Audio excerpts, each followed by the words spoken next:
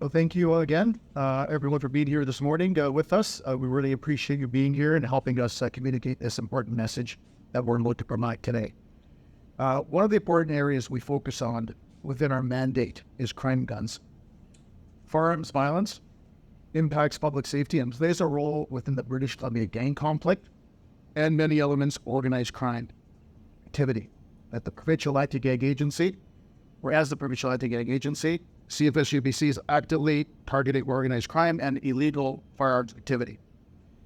With the support of the provincial government, CFSEU-BC has built the Crime Guns Intelligence and Investigations Group, which includes an integrated firearms intelligence team, an integrated firearms enforcement team, and the provincial forensic firearms lab.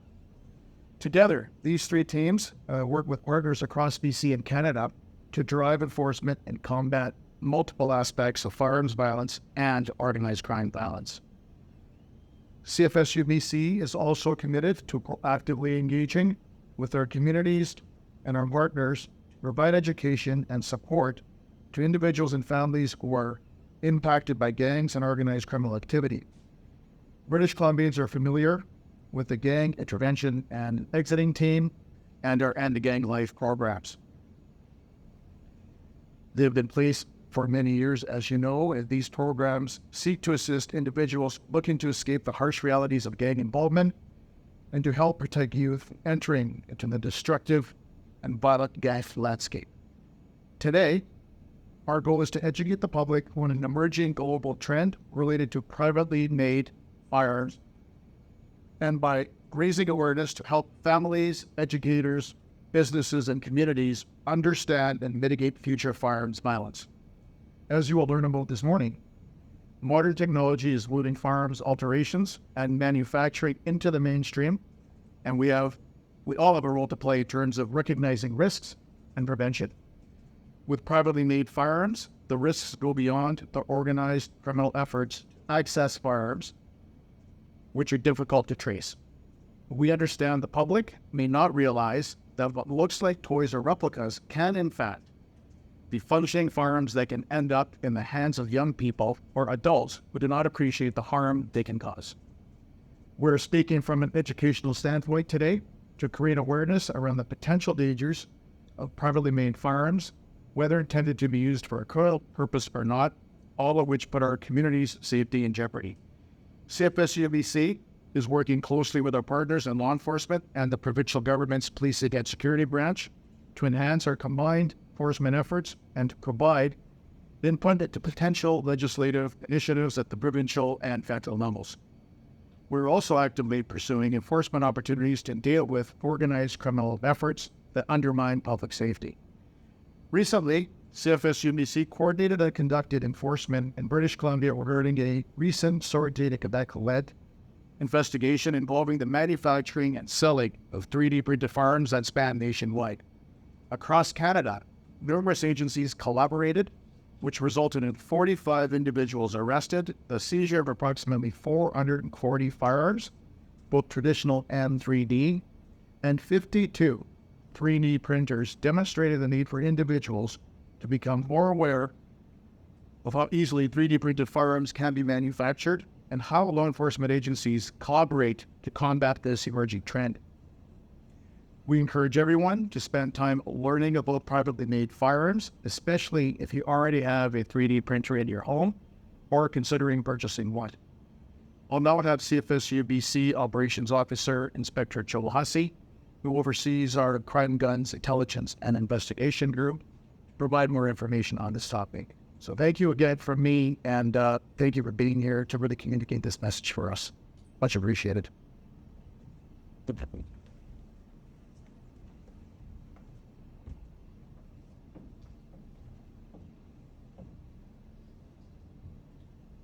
Good morning. My name is Inspector Joel Hussey, Operations Officer in CFSEU-BC. The purpose of having this media presentation is to educate the public on the emerging trend of privately made firearms, also known as PMs, and the risks modern technological advancements within firearms manufacturing can have on the general public.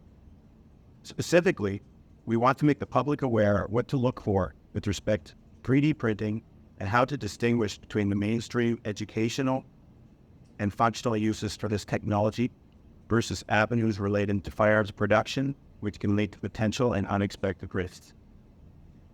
PMFs made with 3D printers combine 3D printed technology with commercially available parts to become fully functional firearms. These privately made firearms are being used by organized crime groups, gangs, and in some instances by individuals unaffiliated with any particular group. Police have investigated and charged private citizens unaffiliated to any organized crime group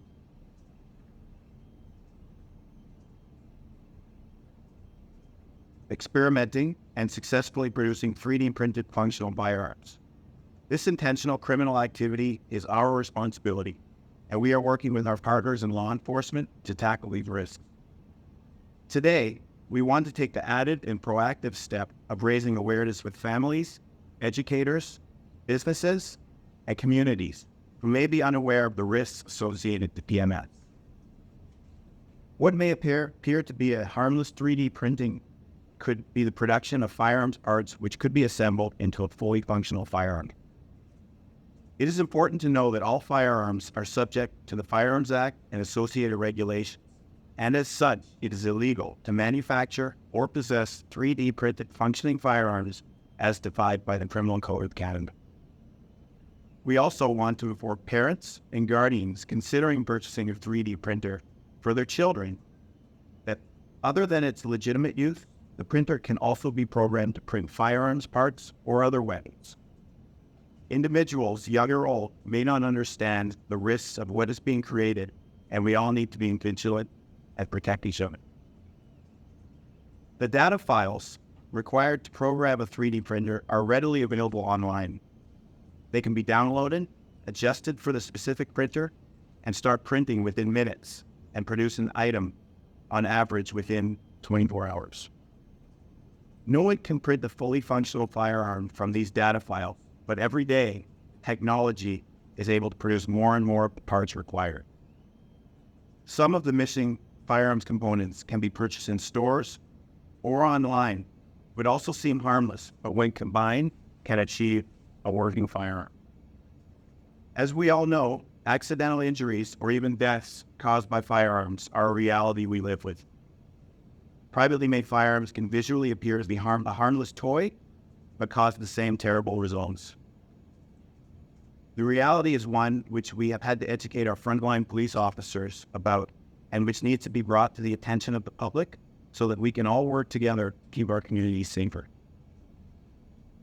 We encourage parents who have bought a 3D printer for their children or are considering a purchase to implement safety measures to know what is being printed and approve any plan being downloaded for printing. The long print time is an opportunity for parents to ensure that the printed item is appropriate and cancel the print if necessary. More information and details about these printers and their capabilities are readily available online. This is also true for educators, businesses, and community groups who make use of all the positive aspects of 3D printing capabilities. It is not about moving away from the huge benefits that 3D printing provides. Rather, it is about being aware of and mitigating the risks to some aspects of what technology can be. We must emphasize that in BC and other parts of Canada, we have yet to experience a high number of these types of privately made firearms. However, law enforcement agencies are noticing a year-over-year rise in seizures and illegal use of these types of firearms and are proactively researching, learning, and working collaboratively to better position intelligence, forensic, and enforcement resources to engage these new threats. Information and knowledge sharing are also taking place via senior police managers, police associations, and police boards to inform lawmakers and law administrators of regulatory and legislative changes that can be implemented and updated to confront these new threats to public safety. But the dangers range beyond what the criminals are intentionally attempting to do with 3D printing. The risks are also there for our youth and our law-abiding citizens who may not realize the implications of PMS and how the technology has made it easier for firearms to enter our communities. Education and awareness will allow all of us to play a role in keeping our families and communities safe. I'll now open up for some questions. Do you have any numbers on how many PMFs you see over the past few years? They are turning up in criminal investigations, and that is concerning. As I mentioned, we haven't seen a huge rise in these firearms. However, globally, it is a global trend. And for example, the Bureau of Alcohol, Tobacco, and Firearms, they released some statistics to do with the seizure of PMFs, privately made firearms. In 2020, there was seizure of approximately 8,500, and we're in 2021 about 19,000. So comparatively, in Canada, as I mentioned, we haven't seen that huge rise, huge seizures, but it is trending upwards. For example, within Canada, the number of 3D printed or privately made firearms in 2021 were just shy of 200, and in 2022 it rose to 500. So it gives you an idea that things are at that we are continuing to see these investigations. These, 3D printed guns, an officer on scene, would they be able to distinguish very quickly them from a real gun if they weren't all enforceable? That is what is concerning the public, is that they look like they're being made to look like real guns. That is concerning. Also, equally disturbing, as you see here, they also are made to look like toys. So they also pose that risk to public. A trained police officer would be able to distinguish, but as I say, it easily looks like, although it looks like a toy often, it is disturbing how these are on the public. You said that there are certain components that can't be 3D printed right now that would be required to make a fully functioning 3D printed gun. What components are those? Well, for the most part, like I mentioned, 3D printing technology allows you to make approximately 80% of a firearm. So the other 20% are all parts that are legal to purchase. They can be purchased online, and that makes up approximately 20%. Examples of those would be firing pin, barrels, trigger mechanisms. So in order to put in this from becoming like a major problem, but criminal organizations printing guns on a large scale, would it be possible to put restriction on some of these mechanisms that are required to make them pull? There's certainly some legislative changes then that could possibly help with this destroying problem. Is that a very big concern right now? Would these start to be pretty full, large scale? Absolutely, that's something that we are that we look at. We are our teams look carefully at, and it's a concern. And is there anything right now that you guys know of that can be done then to prevent criminal organization from buying, dozens or hundreds of 3D printers and starting to produce them on a larger scale? Well, we look at all of those options in our investigations, but what we know is that the 3D printing and PMFs are on the rise. It's a concern. It's a global trend, and we're here today to educate the public, specifically parents with children who have 3D printers, and specifically with their application to firearms and firearms parts. But those who don't know, how much do these guys cost really if you find them off Amazon or whatever? Are you talking about the 3D printers? That the 3D printers are able to be bought commercially, and as we mentioned, they are commercially available. They are used for many legitimate uses. So that's why we would like to educate the public on some of the application of creating firearms parts, which is what is concerning for us. You talked about wanting to, in particular, educate parents and youth about this. So have you seen examples in BC where youth have been making these firearms?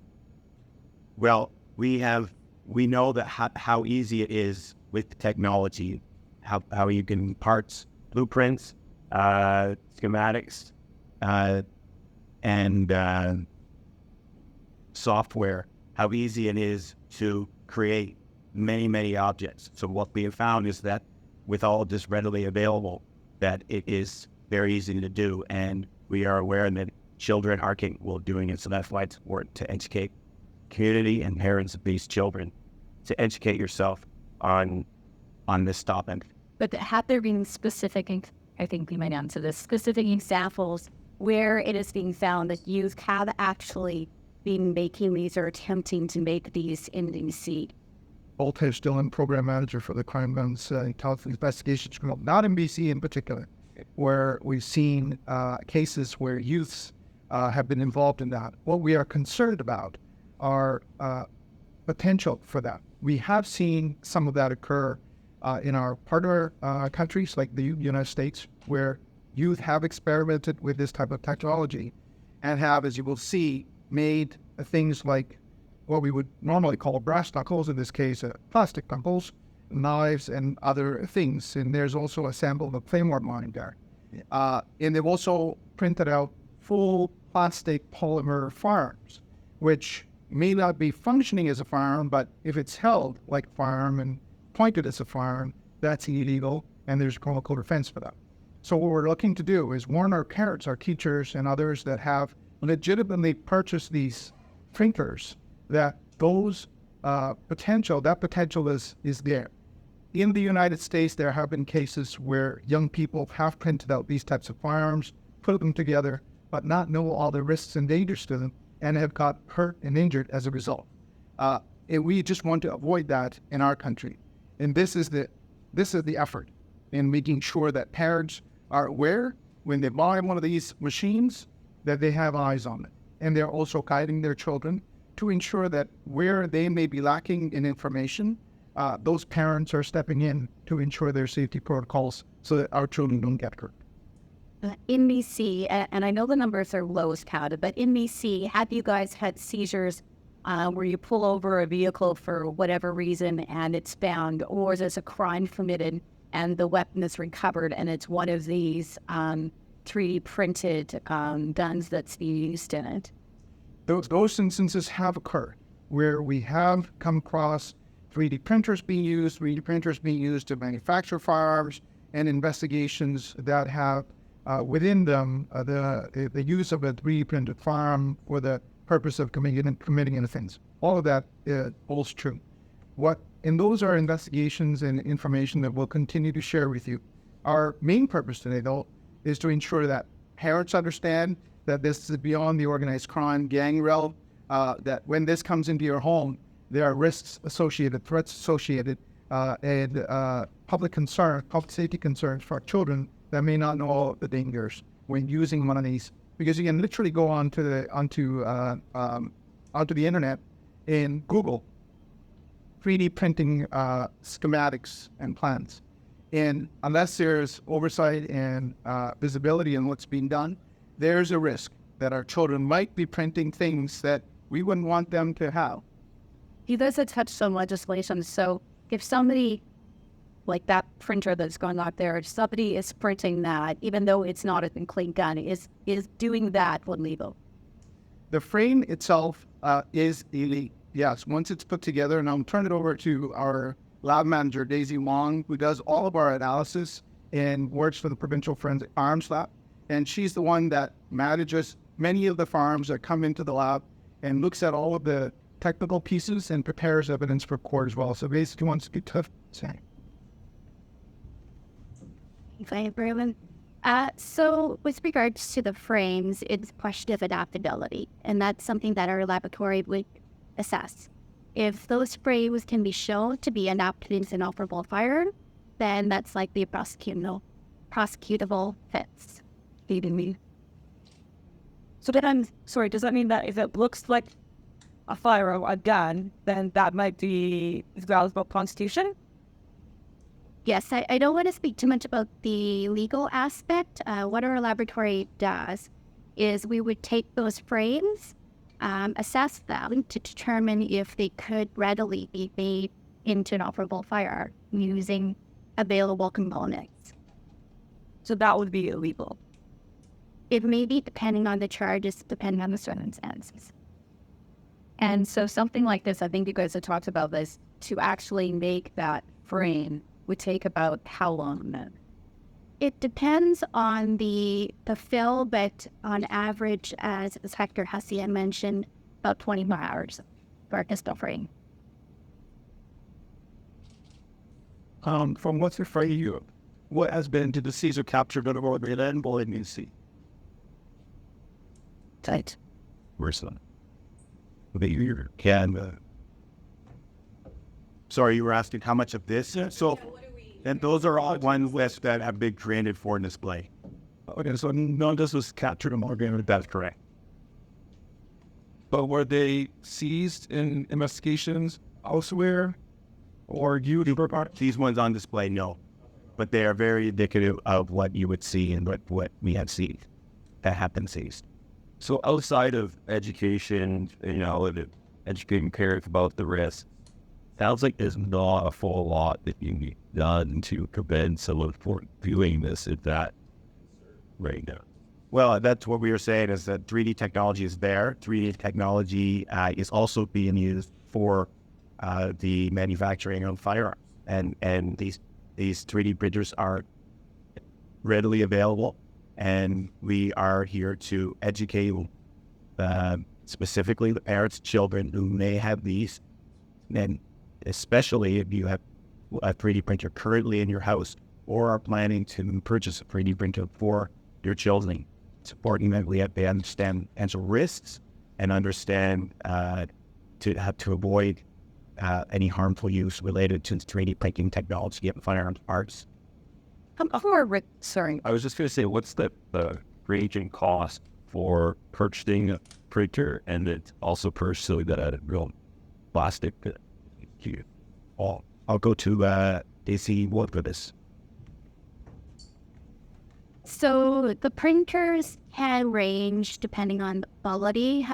We purchased a printer for about $300 on Amazon. We do have higher end printers that go in excess to thousands, perhaps tens of thousands. The filament spools that you see before you are typically about $30, $40 a spool.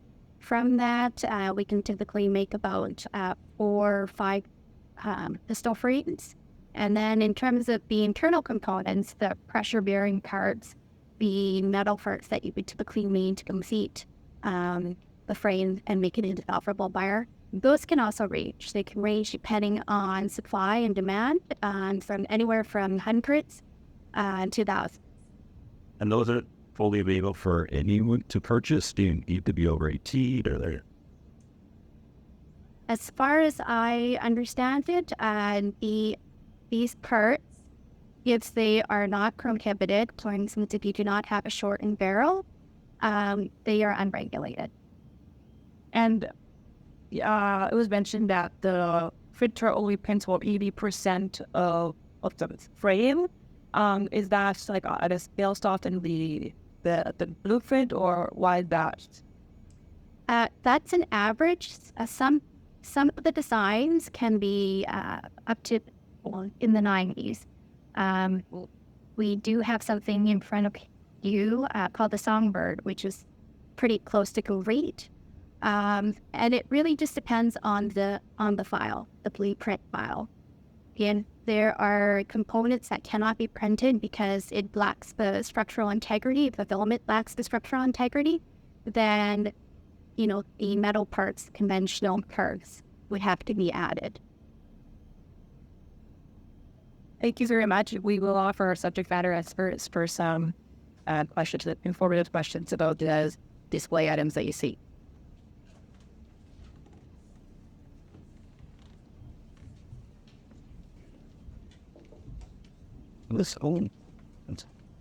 I think let's